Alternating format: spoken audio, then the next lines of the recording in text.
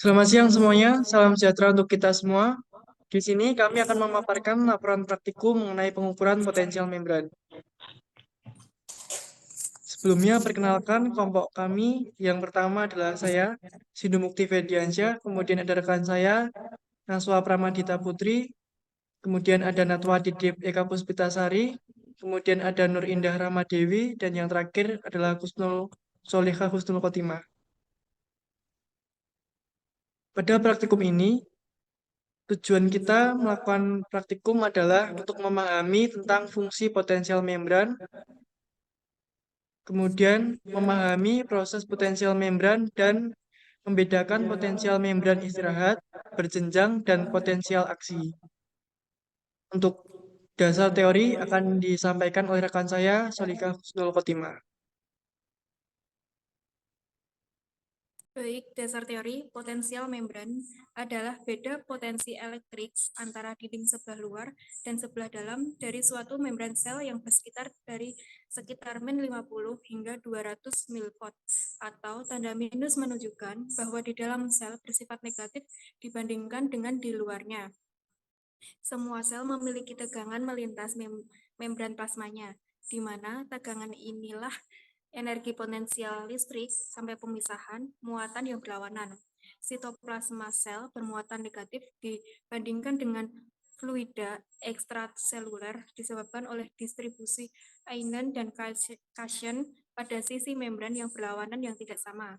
Potensial membran bertindak seperti baterai, suatu sumber energi yang mempengaruhi lalu lintas semua substansi bermuatan yang melintas membran. Karena di dalam sel itu negatif dibandingkan dengan di luarnya. Potensial membran ini mendukung transport positif cation ke dalam sel dan ionen ke luar sel.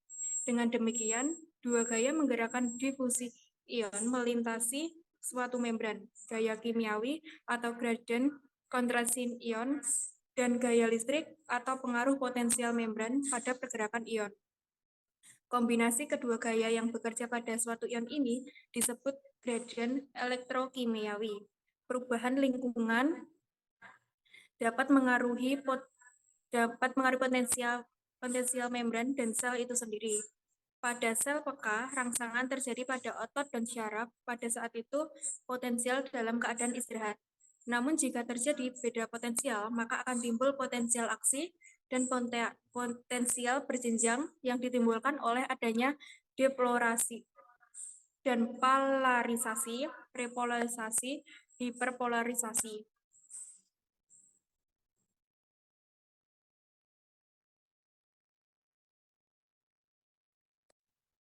Pembahasan selanjutnya akan dipaparkan oleh Natwa.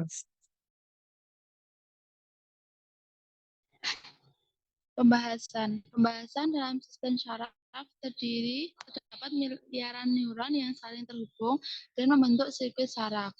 Neuron mengirimkan informasi ke otak dan membawa respon otak kembali ke sistem organ untuk beradaptasi dan merespon lingkungan sekitar.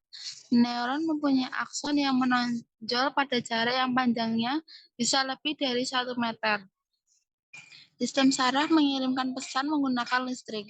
Sepanjang akson atau neuron, informasi ditransmisikan menggunakan ion bermuatan positif yang bergerak melintasi membran sel.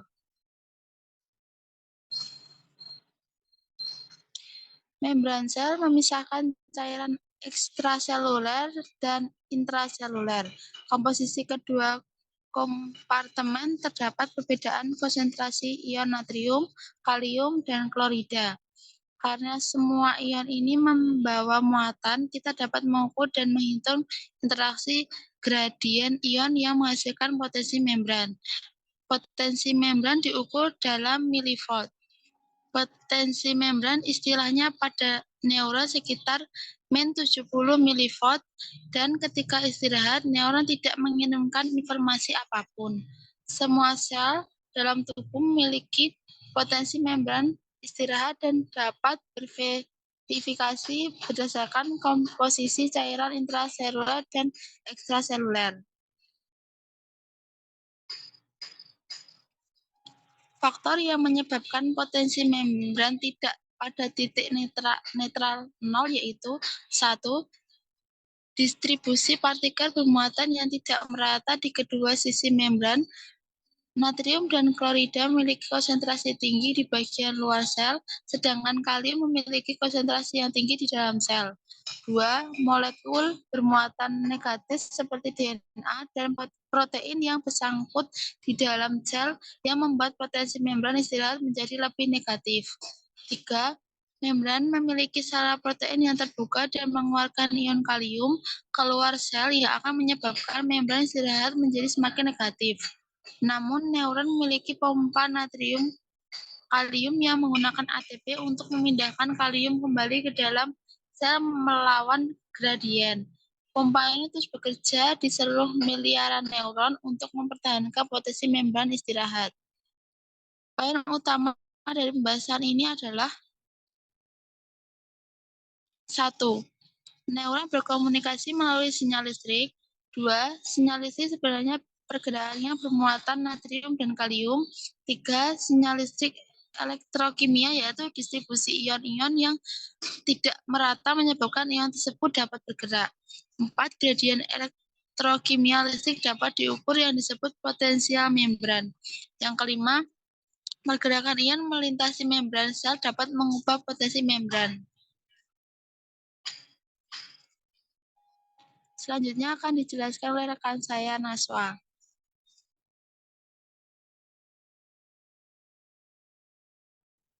Baik, membran neuron dalam keadaan diam potensial membran negatif sebesar 70 mV.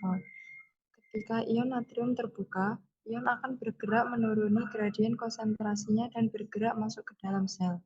Hal ini membuat membran dalam menjadi lebih positif, sehingga meningkatkan potensial membran. Ketika saluran ion kalium terbuka, kalium akan bergerak menuruni gradien konsentrasinya dan keluar dari sel. Depolarisasi adalah ketika potensial membran meningkat melebihi potensial membran istirahatnya. Hiperpolarisasi adalah ketika potensial membran menurun di bawah potensial membran istirahatnya. Banyak prinsip dasar neurofisiologi seperti potensial membran istirahat, pembangkitan potensial, aksi dan transduksi sensorik oleh aktivitas listrik.